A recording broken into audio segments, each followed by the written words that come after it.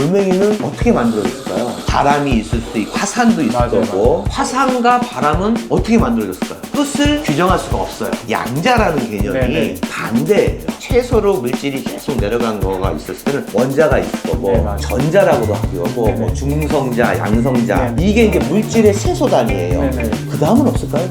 그 개념이 바로 양자예요. 개인용으로 퀀텀으로 됐을 때 라는 것을 알려드리기 위해서 이 코너를 만든 거예요. 네. 사장님, 네. 미래에 알아야만 하는 시리즈 마지막 세 번째 양자역학에 대해 알려주세요. 그렇게 하니까 네. 무슨 이제 박사 같아요. 내가 박사. 뭐 알려주세요. 이렇게 네네네. 하니까. 근데 저 박사가 아니잖아요. 네네네. 장사꾼이잖아요. 네. 사실 제가 이번에 이 시리즈를 하면서 네. CBDC가 어쩌고 뭐 그다음에 스테이블 코인이 어쩌고 어쭈? 이번에는 뭐? 양자역학? 너 뭐 하는 놈이야? 저 장사꾼입니다. 근데 그런 걸 제가 할 필요가 있을까 고민을 많이 했어요. 네. 그런데 결론부터 말하면은 CBDC를 통해서 현금 갖고 계신 분들, 보관하시는 분들은 돈의 가치가 떨어지고 현금을 갖고 있으면 나중에 CBDC로 교환해야 되니까 금을 사는 게 어떻겠느냐 하는 게 주된 요점이고요. 네. 또 하나는 뭐냐면 스테이블 코인. 앞으로는 모든 것이 스테이블 코인으로 거래가 될 거니까 스테이블 코인으로도 금을 살 수 있는 시대가 정말 머지 안 남았다. 그러니까 준비하세요 라는 게 요점이었고요. 네. 이번에 양자역학 공부하니까 너무너무 어려웠어요. 그런데도 왜 공부를 했냐 하면은 결론은 퀀텀 컴퓨터, 양자 컴퓨터 안에 개인용으로 컴퓨터가 퀀텀으로 됐을 때 은의 사용량이 굉장히 많아진다는 것을 알려드리기 위해서 이 코너를 만든 거예요. 네. 그런데 저도 이제 이걸 준비하면서 막 공부도 하고 그다음에 연구도 하고 토론도 하고 막 그랬는데 이게 점점 깊숙이 빠져드는 이게 마력이 있더라고요. 그래서 어차피 이번 기회로 우리 시청자 여러분, 우리 고객 여러분들 그냥 편안하게 그냥 제가 막 얘기를 하면은 듣고서 그런 게 있나 보다 하시는 게 좋을 것 같아요. 네, 알겠습니다. 저도 양자역학을 이렇게 공부하면서 내가 무슨 과학자도 아닌데 이걸 내가 왜 하지? 그런데 CBDC, 스테이블 코인, 양자역학은 우리가 앞으로 살아나가면서 꼭 이해를 해야 할 분야예요. 그래서 어떻게 하면 쉽게 말씀을 드릴까 막 연구도 하고 그랬는데요. 자, 이제부터는 뭐예요? 양자역학 한번 들어갈게요. 벌써부터 긴장되는데요? 저도 긴장이 돼요. 네, 왜냐면 양자역학이 엄청 어렵다고 얘기만 들었었거든요. 어렵더라고요. 네. 그래서 어떻게 할 거냐면은 일단 요걸 두 개로 나눌 거예요. 네네. 그래서 1부는 양자에 대해서 과연 양자란 무엇이냐, 그리고 두 번째는 뭐냐면은 퀀텀이라고 하는 네. 그 입자의 최소 단위는 양자로 비롯된 컴퓨터, 이것이 앞으로 미래 산업에 어떤 역할을 하는지 요게 이제 2부로 나갈 거예요. 그래서 오늘은 양자가 영어로 퀀텀인 거예요? 양자를 가리키는 말이 퀀텀이에요. 그러니까 최소의 입자, 에너지의 네. 최소 입자가 양자고 그 양자를 이용해서 만든 컴퓨터가 이제 퀀텀이라고 그러는데 보통 양자라고 기억하는 게 좋을 것 같아요. 네, 알겠습니다. 이렇게 기술적으로 질문하면 갑자기 근데 당황할 수 있죠. 네네, 알겠습니다. 이제 시작. 네네, 알겠습니다. 제가 이걸 공부하면서 무슨 뭘 느꼈냐면은 신에 다가온다 라는 그 느낌하고, 과연 우리가 이 뇌에서 생각할 수 있는 최대가 무엇일까, 그리고 우리가 눈으로 보고 발견하고 생각했던 최소 단위는 무엇일까라고 굉장히 고민을 많이 했어요. 그래서 제가 우성 씨한테 미리 얘기도 안 하고 네. 한번 물어볼 거예요. 알겠습니다. 자, 어떤 물질이 있어요. 네. 이 물질을 만든 최종의 어떤 대상을 얘기해 줘야 되고요. 이거부터 한번 할까요? 질문부터 무슨 말인지 이해가 잘 안 그래요? 되네요. 네. 좋아요. 그러면 네. 예를 들어서 네. 돌멩이가 있어요. 돌멩이. 네. 돌멩이. 네. 이 돌멩이는 어떻게 만들어졌을까요? 돌멩이요? 네, 그냥 편안하게 그냥.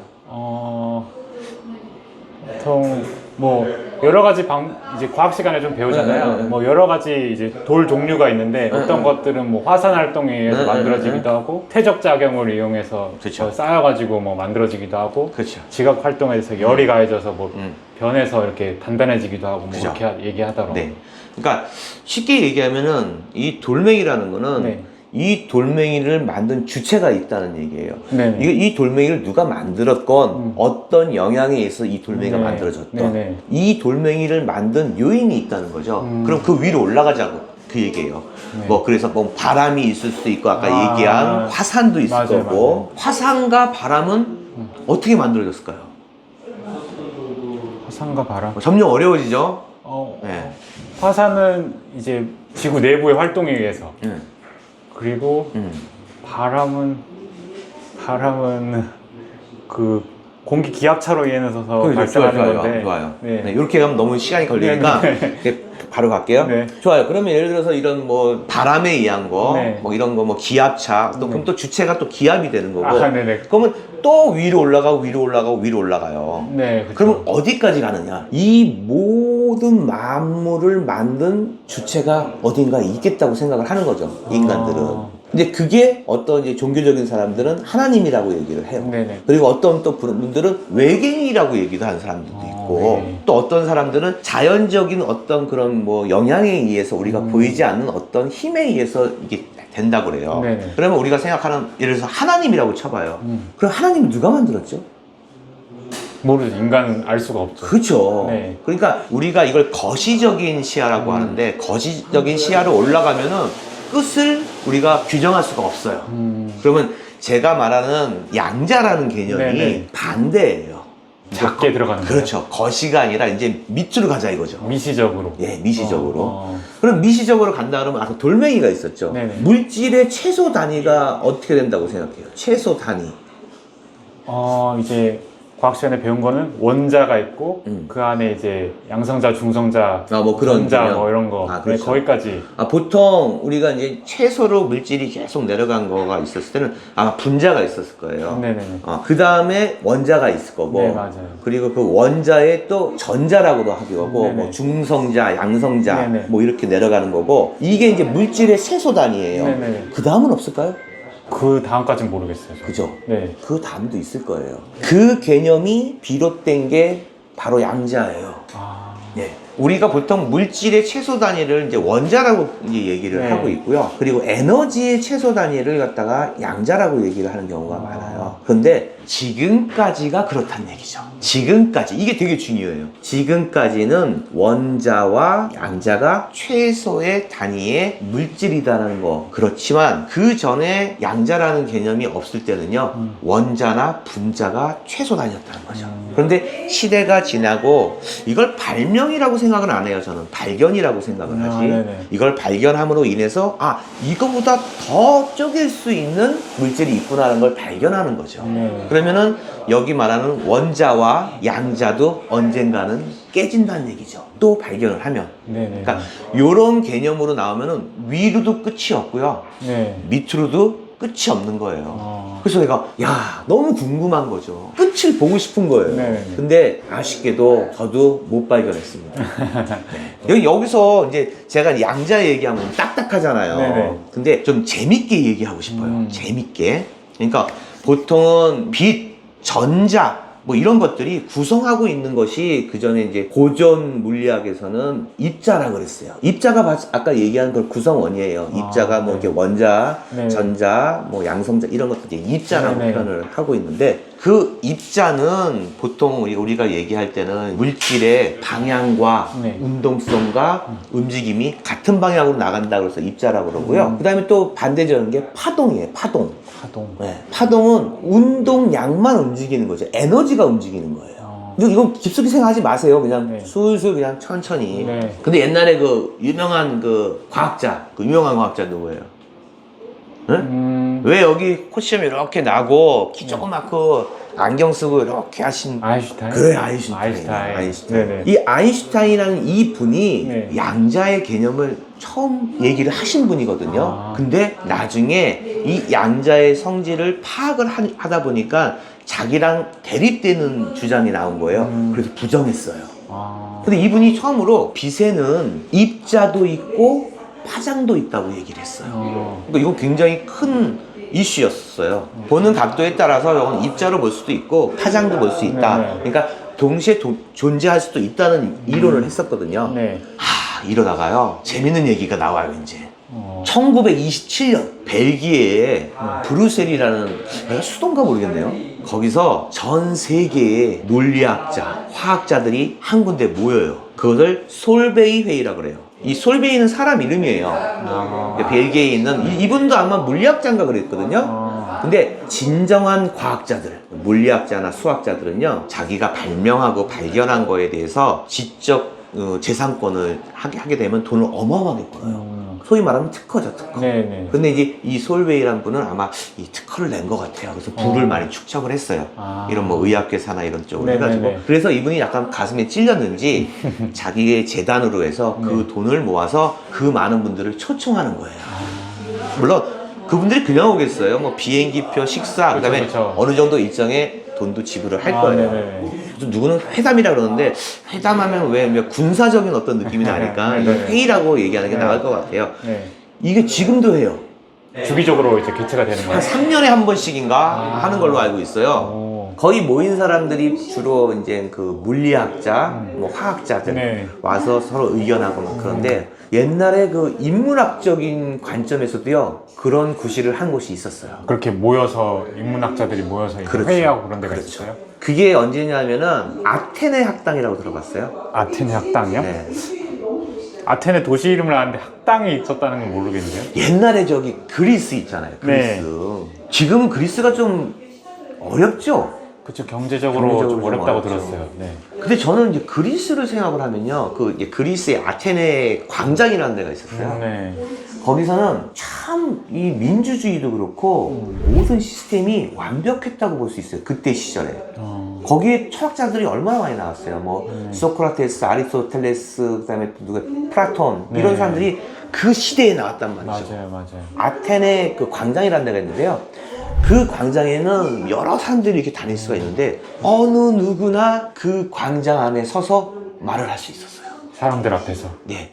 신분 여하를 막론하고 네. 귀족이나 천민이나 마찬가지 누군지 올라와서 자기의 얘기를 할 수 있어요. 뭐 억울한 것도 얘기할 수 있고요. 또 자기 생각도 얘기하고.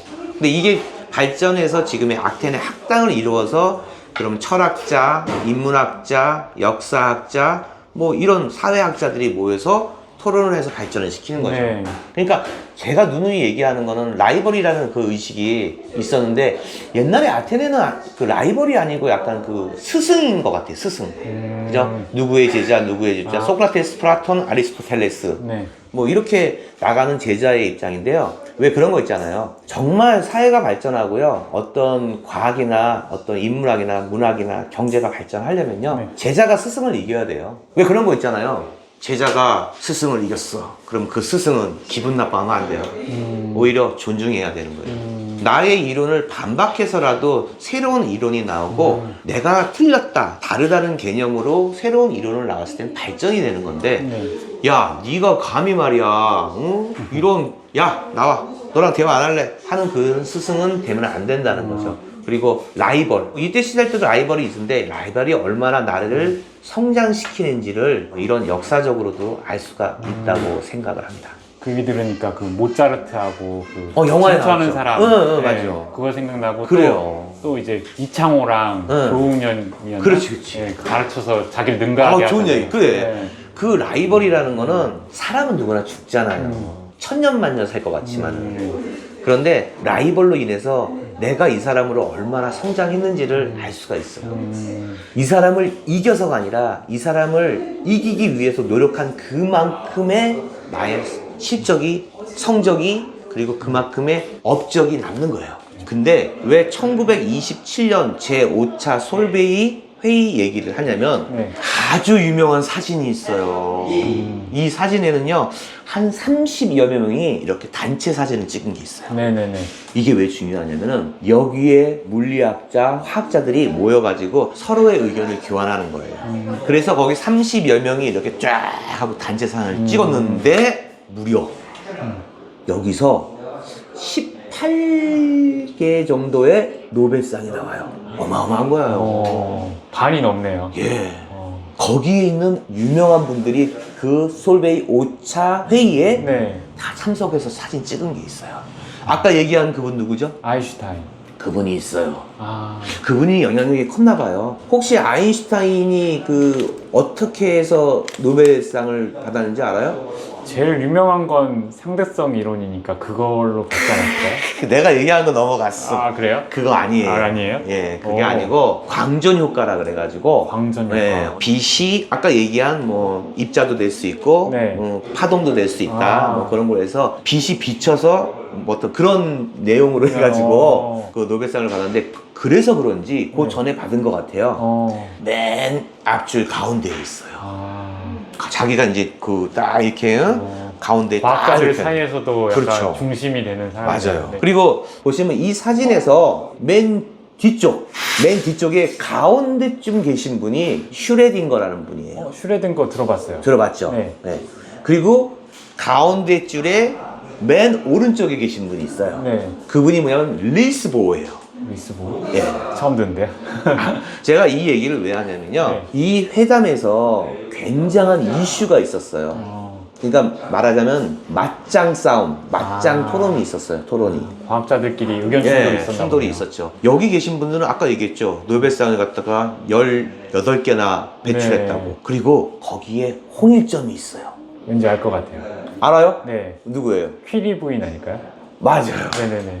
혹시 이 정보 노출된 거 아닌가요? 그거 어떻게 알았죠? 그 시절에 약간 유명했던 여자 과학자 그리고 노벨상도 받았을 거예요 아마. 그래서 맞아요. 혹시 그분일까 했어요. 네. 네. 퀴리 부인. 네. 솔베이 5차 회담에 나오신 분들이 굉장히 유명한 분들이 많아요. 네네네. 근데 그분들을 내가 다 알 수는 없고 네. 제가 아까 얘기한 슈레딩거 그분하고 릴스 보어, 리스보. 퀴리 부인, 네. 그 다음에 그 유명한 아인슈타인 아인슈타인. 네 분만 알 수 있어요. 저는요. 나머지 분들은 제가 잘 모릅니다. 네. 이것만 아는데도 힘들었어요. 그런데 아까 얘기했죠. 노벨상을 18개를 받았는데 18. 받은 사람은 17명이에요. 그러면 그러면 여기서 어느 누군가는 두번 노벨상 2번 받았다는 거죠. 그렇죠. 누구겠어요? 아인슈타인? 아까 얘기했는데 이름 들어본 슈레딩거? 퀴리 부인이에요. 아, 퀴리 분이에요? 예. 나도 그 놀랬는데, 네. 와, 이 많은 과학자 중에 딱 한 명의 여자. 이 여자가 세계 최초의 여성 노벨상 수상자고요. 아, 최초. 동시에 노벨 물리학상과 노벨 화학상 2개를 받았어요. 그러니까 이분 완전 대단한 천재네요. 분이에요. 진짜 천재네요. 저도 깜짝 놀랐어요. 아인슈타인보다, 아인슈타인이 더 높겠지. 네. 이분이 뭐 하신 건 알아요? 제가 들은 거는 뭐 원자를 발견한 걸로 알고 있어요. 뭐 우리가 지금 진짜 고맙게 생각을 해야 될 것 같아요, 이분한테요. 엑스레이. 엑스레이. 네. 이 엑스레이는 의학계의 혁명이에요. 네, 정말 누구나 상상을 했겠어요. 몸의 내부를 갖다 네. 촬영해서 의학에 도움이 될 수 있다는 그게. 몰랐어요. 근데 아까 얘기한 그 원자력이에요. 사실 이분이 발견한 이런 것들이 세상에 지금 끔찍한 무기가 될 수 있는 요소도 좀 있거든요. 네네. 그렇지만 이분은 정말 인류를 위해서 봉사하신 분이고 또 이분이 정말 잘한 거는 아까 특허 얘기했잖아요. 네. 이런 걸 하지 않았어요. 이건 누구나 보편적으로 쓰시게 하라 해가지고 이게 원래 이 얘기 하려는 게 아니에요. 네네네. 그런 분이서 존경합니다. 존경하고요. 이 회담에서 왜 문제가 되냐면은 네. 아인슈타인과 네. 릴스 보어의 둘의 맞짱 대결이 일어나요. 이 두 분은요 굉장히 친했어요. 그리고 릴스 보어는 아인슈타인을 너무나 존경했어요. 그분의 옆에 서 있는 것만 해도 영광이라고 할 정도로 네. 굉장히 존경했었어요. 그런데 이 릴스 보어가 바로 그 양자 역할을 발표한 사람이에요. 그리고 연구한 사람이에요. 그래서 릴스 보어는 아인슈타인에 대해서는 별 얘기가 없는데 어떤 양자 역학에 대해서 발표를 하게 돼요. 그래서 양자라는 게 어떤 것이냐에 대해서 얘기를 합니다.